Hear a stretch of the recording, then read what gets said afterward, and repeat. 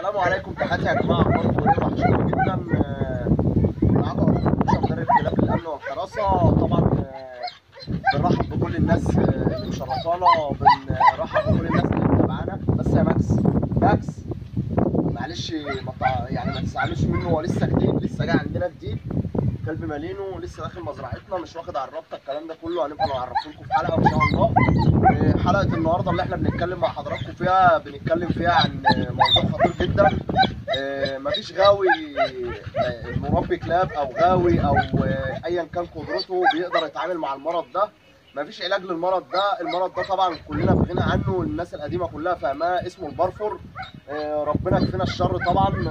اعراض البرفور ايه؟ اعراض البرفور ان انت بتصحى من النوم، الكلب بيبقى شامم الفيروس من الجو. اما الفيروس يا دوتشي اللعبه هيشتغل اهو. الفيروس بيجي للكلب من الجو عن طريق الهواء، وعن طريق قله النظافه، وعن طريق البراز، وعن طريق الاكل اللي هو الدم والميته والكلام ده كله. دي كلها اعراض بتدخل الكلب، يعني كل دي امراض انت بتدخلها في جسم الكلب بتاعك بايدك من غير ما تعرف هي هتوصلك لفيروس او ايه بالظبط يا دوجي. طيب بندخل للكلب حاجات يعني انا في غنى ان هي تنقل له مرض خطير زي البرفور مثلا، زي الديدان، زي الكلام ده كله. هنخلينا في موضوعنا دلوقتي اللي هو البرفور. البرفور ايه اسبابه؟ اسبابه دي من عند ربنا. هو فيروس بيتنقل من الهواء.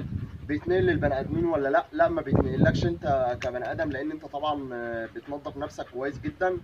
البرفور اعراضه ايه عند الكلب؟ الكلب بيبتدي يعمص، عينيه بتحمر. ده في اول دخله البرفور على الكلب، ربنا يكفينا الشر. الكلب بيقعد على الارض دايما قافل بقه، ما بينهكش زي ما انتم شايفين كده، مش فاتح بقه. كده تعرف ان الكلب ده تعبان بفيروس هيقضي عليه. الكلب بيتحرك بالبطيء في اول يوم، ما بياكلش، ما بيشربش. بيرجع دايما، بيسهل دايما. اول يوم بيسهل عادي، بيعمل اسهال اللي هو الاسهال العادي زي ما يكون عندي برد في المعده او الكلام ده كله. تاني يوم الاسهال بيبتدي ينزل فيه دم مع الترجيح طبعا. تالت يوم لو ما لحقتش الكلب وخدته للدكتور اللي انت بتتعامل معاه، او خدته للدكتور ان هو يكشف عليه ويعلق له محاليل بيعيش عليها الكلب. يعني المحاليل دي الكلب بيعيش عليها، لان هو قطع اكله وشربه والكلام ده كله، كل اللي في بطنه بيجيبه. الفيروس قضى عليه الكلب في ظرف يومين او ثلاثه بقى قد كده. لو هو قد كده بقى قد كده بالظبط. بينشف الكلب، بينهي عليه في اكتر من يعني ما بياخدش وقت اكتر من 3 ايام بالكتير قوي. ربنا يكفينا الشر. وعندك كلب اسد بيقع من المرض ده. فالنصيحه اللي نقدر نقدمها لحضراتكم، لو انت عندك جار ولسه في عمر ال 60 يوم او الكلام ده كله، او لسه في مرحله الاربع شهور او الكلام ده كله، عشان تلحقه من المرض ده، لان هو كده ما عندوش مناعه. بتبتدي ان انت طبعا واخد كل تحصيناتك اللي هي بتطعم الكلب. التطعيم الثنائي والسماني طبعا ممنوع، في منه سباعي دلوقتي ملوش علاقه بتطعيم السعار. اهم حاجه التطعيم الثنائي والسباعي اللي هو بدل السماني زي ما احنا ما بنتكلم.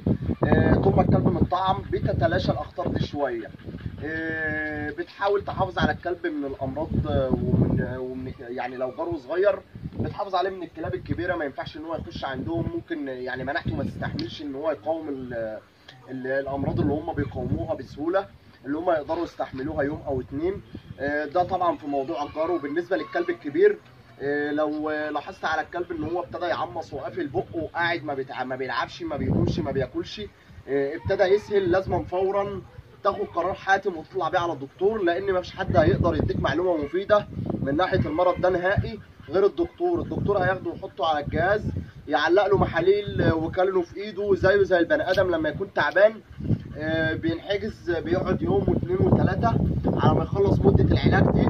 وبعد كده بيبتدي الدكتور يقول لك انت هتمشي مع الكلب بايه، ويكون ربنا استرى معاك والكلب ابتدى يقوم من الدور. يبقى عشان تحافظ على الكلب بتاعك من الموضوع ده، لو جروا من عمر 60 يوم بتبتدي تحصن الثنائي. وطبعا قلنا ما فيش سماني دلوقتي، في حاجه اسمها تطعيم سباعي بدل السماني، بتحصن الثنائي والسباعي. بعد كده بتحافظ على الجرو من الحاجات اللي احنا قلناها دي كلها، اللي هو شرب الدم، اكل الميته، الكلام ده كله. كل ده فيروس داخل في جسم الكلب ممكن يسبب مرحله صعبه معاك، ممكن يتحول لبرفور. طبعا هي معلومات بسيطه عن موضوع البرفور. بس هو مرض قاتل، مرض خطير، مفيش اي حد بيعرف يعني ايه علاج بارفور. لسه ما حدش توصل لعلاج بارفور غير الطب هو اللي ابتدى يعالج في البارفور. فعشان كده بقول لك لازم تلحق الكلب بتاعك، لو ما لحقتوش وطلعت بيه على دكتور فورا بعد ما تشوف الاعراض اللي احنا بنتكلم فيها دي اللي هي العماص. الكلب نايم حاطط وشه في الارض كده وكافي وشه، ما بيبصش ولا بيلعب ولا تعالى ولا خد.